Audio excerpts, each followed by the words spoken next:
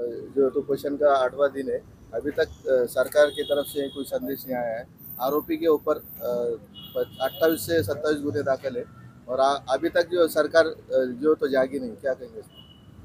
शहर औरंगाबाद की मशहूर और मारूफ शख्सियत और सरगर्म सोशल वर्कर साहिब खान पठान साहब ना सिर्फ शहर औरंगाबाद को रिप्रेजेंट कर रहे हैं बल्कि तमाम मराठवाड़ा, पूरे महाराष्ट्र, पूरे इस्लाम को रिप्रेजेंट कर रहे हैं।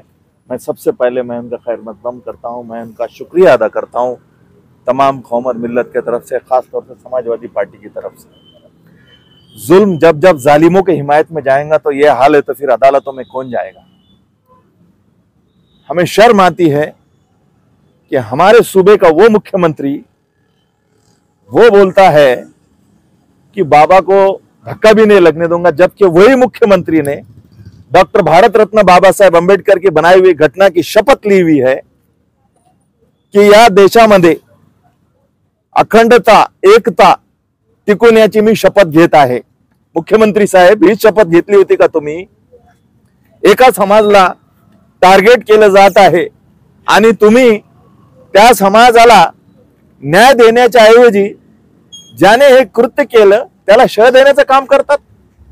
लाजिरवाणी गोष्ट आहे। आणि ह्या भारतामध्ये आम्ही राहतो। 47 ला या देशाची फाळणी झाली।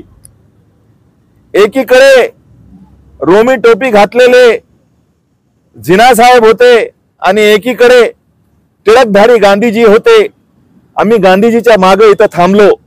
आम्हाला आश्वासन देण्यात आलं होतं की या देशामध्ये तुमचं पालन पोषण आणि तुमचे संरक्षण आम्ही करू। हे संरक्षण तुम्ही करायला लागलेत। ही शपथ तुम्ही घेतली घटनेची, याचा अर्थ हे आहे तुम्ही घटनेचं उल्लंघन करत आहे।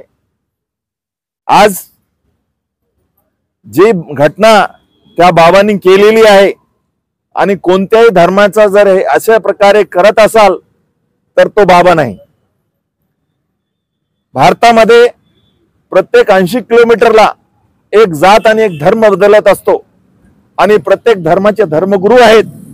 आजपर्यंत कोणत्याही धर्माने कोणत्याही धर्मगुरूच्या बद्दल अपशब्द केलेले नाहीत, जर ते खरोखर धर्मगुरू असतील तर। परंतु आज काय चालू आहे? आणि हे जातीवादी शक्ती, जातीवादी पार्टी, जातीवादी लोक फक्त एकच टार्गेट करत आहे की या महाराष्ट्रामध्ये, आणि आपण पुरोगामी महाराष्ट्र म्हणतो। पुरोगामी महाराष्ट्र काय? हे पुरोगामी महाराष्ट्र तुम्ही करणार आहात। ह्या संतांच्या भूमीमध्ये अशा प्रकारे कृत्य जर होत असेल तर या कृत्याचा आम्ही घोर शब्दात, तीव्र शब्दात निषेध करत आहोत। आम्ही आमच्या सर्व पार्ट्या बाजूला ठेवून आज आमच्या प्रेषितांच्यावर जर गोष्ट आली असेल तर आम्ही आमचा जीव देण्यासाठी पुढे जाणार। आम्ही कधी मागे पुढे पाहणार नाही। आणि मी हात जोडून रिक्वेस्ट करतो शासन प्रशासनाला या गोष्टीला आळा घाला, या गोष्टीला आवरा। भविष्यामध्ये काही होऊ शकतं हे आमची विनंती आहे। आणि आज या देशाला, या महाराष्ट्राला जर पुढे जायचं असेल तर या जातीवादी शक्तींना आणि ह्या जातीवादी पार्ट्यांना त्यांची जागा दाखवणं खूप गरजेचं आहे।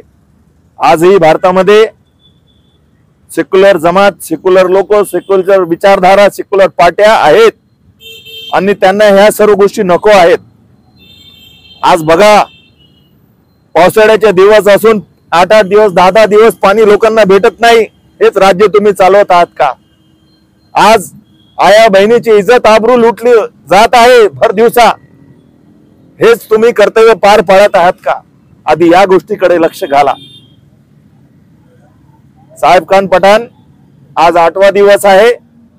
जोपर्यंत त्यांना न्याय मिळणार नाही आम्ही सदैव त्यांच्या पाठीशी उभं राहणार, एवढं मी बोलतो। जब जब भी जालिमों के हिमायत में जाएगा ये हाल है तो फिर अदालतों में कौन जाएगा। मैं आदि से सांगितलेलं आहे। हुकूमत के दिल से वफादार है हम, हुकूमत के इशारों पे चलने को तैयार है हम। मुसलमान है, खतावार है हम। जय हिंद, जय समाजवाद, जय महाराष्ट्र।